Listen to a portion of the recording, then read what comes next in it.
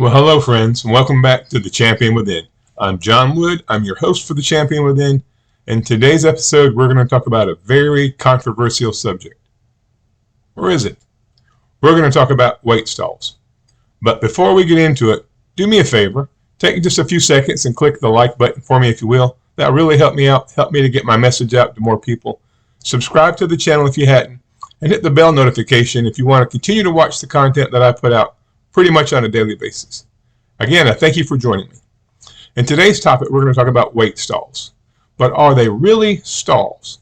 Sure, by definition, if your weight stops going down, then I guess you could call it a stall. But is the number on the scale the only thing that we're concerned about? In this journey of better health, shouldn't we be concerned about what's going on the inside of your body? I know I am.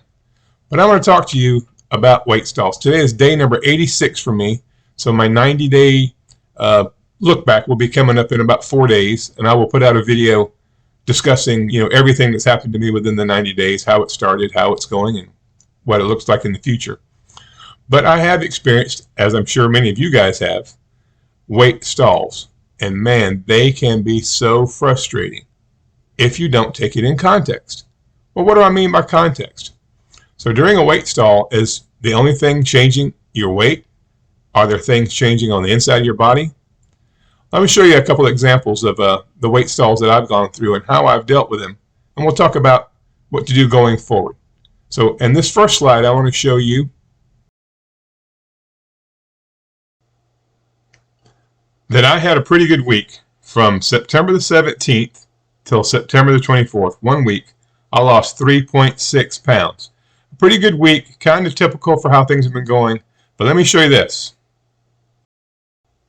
During one of my weight loss stalls, which lasted from August the 22nd until September the 10th, I still lost that same 3.6 pounds. 253.8 down to 250.2 over the course of 19 days. So I lost the same thing in 19 days that I lost in 1 week, but that was during a stall. So this slide represents 1 month of weight loss, pretty much weighing every day, or at least every other day. And as you can see, there's a downward trajectory from the beginning of the month to the end of the month. But look at the trajectory when you look at it over a year. Quite a dramatic difference. So yes, have I hit weight stalls? Of course. Are you going to hit weight stalls? Certainly you are. But when you look at it in context over a year, the results cannot be denied. Look at that trajectory. So I am of the belief that you do not lose weight and get healthy. I believe that you get healthy and then you lose weight. So if you're having a weight loss stall, what's taking place inside your body is detoxification, for lack of a better word. I mean, if you eating French fries from, say, a local restaurant, say one that has some arches that are golden. I did some research a while ago and found out there's 14 ingredients in one of their French fries. 14 ingredients. Also, they're cooked in seed oil. And if you've been on the carnivore quest or carnivore diet for a while and you've done some research, you understand that seed oils are extremely inflammatory. Something I learned just a while ago is that it takes 600 to 680 days for seed oils to leave your body. So even though the scale may not be moving, the things are changing inside your body. Your body is getting healthy. It's getting healthy. And think about it. You cannot lose weight on a straight line. That would not be healthy. Your body does something called adaptation. If you lift really heavy weights with your arms, your biceps and triceps get bigger because your body adapts, right? It makes changes. So as you're losing weight, your body begins to recognize signals. Hey, we're getting smaller. We have less energy. And so it's going to slow down and make sure that everything is okay, that you're not starving, that you're not in some sort of famine. Because trust me, if you end up in a famine, you're going to want that weight loss to slow down to keep you alive. So your body doesn't know that there's a McDonald's, Burger King, Wendy's, and Hardee's on every corner. It doesn't know that. It just knows that it's getting less inflammation, less energy, basically. Even if you're eating more calories, because the insulin levels have changed so dramatically in your blood, your body recognizes that, and it has to put the brakes on, slow down, make sure that you're not in a famine, And then once your body realizes that there's a consistent amount of energy coming in, it will go back to losing weight, as well as detoxing. I mean, think about how high your insulin levels could have been and probably were the whole time you were eating the standard American garbage like me. I mean, I had donuts and honey buns every single day, candy bars, sodas every single day. So my insulin levels were like way up here for 40 years.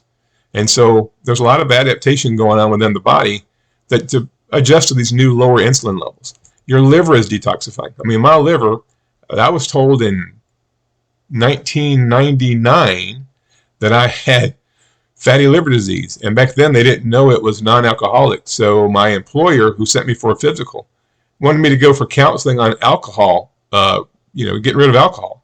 I don't drink. I've never drank. So they didn't understand that it was non-alcoholic fatty liver disease. Now we know that. So there's no telling how big my liver actually was in comparison with how the normal size of a liver should be. Same thing's going on with inside your body, I'd be willing to bet. So if you hit a weight loss stall, don't panic. Just keep on. One thing I did notice during some of my weight loss stalls over those first 86 days, the less I ate, trying to eat less calories, eat less fat, the longer the stall lasted. You cannot starve your way to health. You have to feed your body nutrition. Another thing that happened during this time, even with these weight loss stalls, is the main reason that I'm doing the carnivore way of life, or that I started it, was because of my extremely high blood pressure. Well, I took my blood pressure a while ago, and let me show you this. Unfortunately, I don't have a picture to show you, but when I first started this journey, I took my blood pressure with my home blood pressure kit, and it was 196/110. 196/110. So without any pharmaceutical intervention, just using this diet, I've got it down to what you see on the screen, 146/75. And don't worry about that heart rate being 48. I've always had a low heart rate ever since I was a kid. Doctor said it's nothing to worry about. But anyway, that just goes to show you that even though the scale may not be moving, things are changing within your body. My blood pressure is dropping. My sleep is getting better. Inflammation is continuing to leave my body. And, I didn't have to take pharmaceutical interventions to do that. I didn't have to go see a doctor and pay a copay. I didn't have to go to the drugstore and pay a prescription copay. So things are changing inside your body, even if that scale's not moving. And I watched Kelly Hogan, one of her videos yesterday from some time ago. She talked about her 125-pound weight loss actually took 3 years. She lost a bunch in the first year. Then it took 2 years to lose the other 40. And during that time, she actually gained a little weight. But the entire time she was going through that, and everybody else on this journey, your body's getting healthier. You're detoxing. Think about all the garbage that you've put in your body for how many years? You can't go the wrong way on a road and head east for 20 years, realize you've gone the wrong direction, and turn around and go west and expect to be back to the starting point in 3 months. It's going to take a while. You've done a lot of damage to your body, as have I, and it's just going to take a little while for it to get back. But just enjoy the ride. Don't give up. Don't count calories. Don't cut everything. If you stay in a stall for a long period of time, maybe play with your macros, a little more protein, a little less protein, a little more fat, a little less fat. Maybe move your body more. Get up and move. That's one thing that I've really emphasized in a lot of my videos. It's just movement. Increase some flexibility, mobility. If all you can do is walk around the neighborhood, just walk, and try to walk a little bit more tomorrow. If you can go to the gym and work out a little bit, do that, and just try to do a little bit more every day.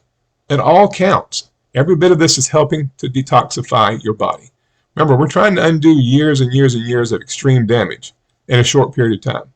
But I would say after about 3 years, if you're going to be wherever you're going to be in 3 years, as far as your health journey, if you stay consistent and if you don't give up. And I know you're thinking, 3 years? Man, I don't want to wait 3 years, but 3 years is going to happen anyway. Would you rather be healthy at the end of 3 years or revert back and just be a sloth and a couch potato and miserable at the end of that 3 years? Because that 3 years is going to happen. Anyway, that's just a video I'm put out today talking about the things that are going on during a weight stall and how I think you should handle it, because that's how I handled it. And have faith. It's frustrating. I get it. But so far it seems to work out. I'll have a stall for 8 days, 10 days, 19 days. Then all of a sudden, whoosh, and we're back to losing weight and feeling great and getting mobile. Well, You guys have a great day. Thanks for watching. Share this video. Don't forget to hit the like button. Subscribe if you haven't. And I'll see you on the next video. Love you guys. Love you, mean it.